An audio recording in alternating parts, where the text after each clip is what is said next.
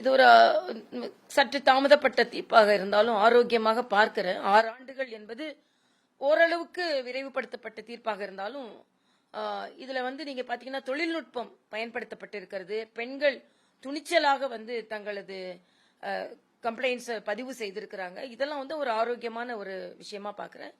அது மட்டுமல்ல, பாதிக்கப்பட்ட பெண்களுக்கு அவர்களுக்கு ஒரு அங்கீகாரம் கிடைத்து அவர்களுக்கு ஒரு ஊக்கத்தொகை கொடுத்து இதெல்லாம் இந்த வழக்குல பர்டிகுலரா இந்த வழக்குல பல பலமான பின்புலங்கள் இருந்தாலும் இந்த வழக்குல பெண்களுக்கு நீதி கிடைத்திருக்கிறது என்றுதான் நான் பார்க்கிறேன்.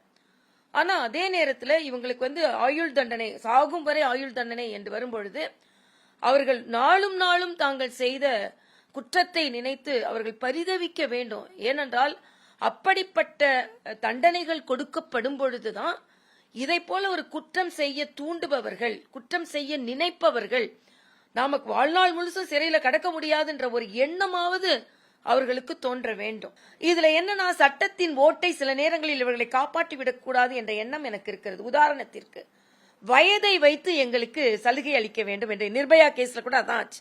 17 வயசு தான், அவனை எப்படி குற்றவாளியாக இல்ல, 17 வயசுல நீ குற்றம் இழைத்தால் நீ குற்றவாளி தான்.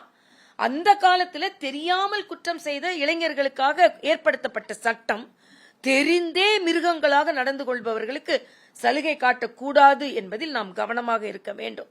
அதே மாதிரி உச்சபட்ச தண்டனை ஒன்று வாழ்நாள் முழுவதும் ஆயுள் தண்டனையாக இருக்க வேண்டும், இல்லை என்றால் வாழ்நாளை முடிக்கும் தூக்கும் தண்டனையாக இருக்க வேண்டும். ஆக குற்றம் செய்யலாம், ஆனா நான் வாழ்நாளை அனுபவிப்பேன் என்ற ஒரு சூழ்நிலையும் இருந்துவிடக் கூடாது என்பதை இந்த வழக்கும் பதிவு செய்திருக்கிறது. வருங்காலத்திலும் இது ஒரு பாடமாக அமைந்திருக்கிறது. ஆனால் பாடமாக அமைந்தாலும் இதற்கு முன்னாலும் இதை போல தீர்ப்புகள் எல்லாம் வந்திருக்கின்றன. ஆனால் அவைகள் இதை போல குற்றங்களும் நிகழ்ந்து கொண்டுதான் இருக்கிறது. ஆக சமுதாயத்திலும் மாற்றம் வர வேண்டும். பெண் குழந்தைகளை கண்காணித்து வளர்க்கின்ற சமுதாயம் ஆண் குழந்தைகளையும் கண்காணித்து வளர்க்க வேண்டும். பெண் குழந்தைகள் தாமதமாக வீட்டிற்கு வந்தால் கேள்வி கேட்கின்ற சமூகம், குடும்பம், ஆண் குழந்தை தாமதமாக வந்தால் கேள்வி கேட்பதில்லை. பெண் குழந்தைகளை எப்பொழுதுமே சந்தேக கண்ணோடு பார்த்து கொண்டிருக்கின்ற சமுதாயம் ஆண் குழந்தைகள் குற்றம் இழைத்தால் கூட அதை சந்தேக கண்களோடு பார்ப்பதில்லை. பெண்கள் ஏதாவது ஒரு சின்ன குற்றம் செய்தால் உடனே கண்டிக்கும் குடும்பம். ஆண் குழந்தைகள் குடும்பம் ஏதாவது தவறு செய்தால் அதை கண்டிப்பது இல்லை. ஆக குடும்பத்தில் இருந்து இந்த சமூக மாற்றம் ஏற்பட வேண்டும், சமூகத்தில் இருந்து இந்த சமூக மாற்றம் ஏற்பட வேண்டும், அரசியலில் இருந்து இந்த சமூக மாற்றம் ஏற்பட வேண்டும் என்று நான் நினைக்கிறேன்.